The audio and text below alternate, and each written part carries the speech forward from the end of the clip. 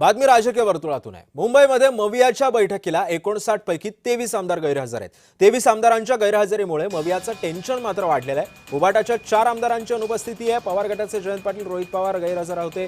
पावसाळी अधिवेशनादरम्यान बुधवारी मुंबईमध्ये झालेल्या मवियाच्या या बैठकीला 59 पैकी तब्बल 23 आमदार हे गैरहजर होते। आमदारांमध्ये राष्ट्रवादीचे ज्येष्ठ नेते जयंत पाटील यांचा सुद्धा समावेश आहे। बैठकीला शरद पवार आणि जयंत पाटील हे वैयक्तिक कारणामुळे येऊ शकले नाहीत अशी माहिती सध्या समोर आली आहे।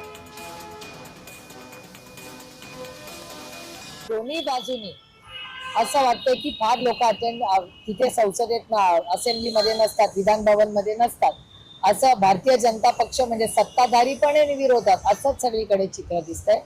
आमचे आमदार कुठे होते हे माहिती आहे। जयंतरावांच्या घरीच लग्न होतं, त्याच्यामुळे जयंतराव सांगलीला होते। रोहित काल पंढरपूरला होता। त्या तुम्हाला सगळ्यांना ते माहितीच आहे, त्याच्या सोशल मीडिया प्लॅटफॉर्मवरच सगळं। त्याच्यामुळे आमचे आमदार कुठे होते हे आम्हाला माहिती आहे आणि ते आधी सांगून गेले होते। बाकीच्यांचं काय आहे मला वाटतं बंटी दादा किंवा या सगळ्यांकडून आज उद्यामध्ये तुम्हाला मुंबईत कळेल। दोन्ही बाजूनी असं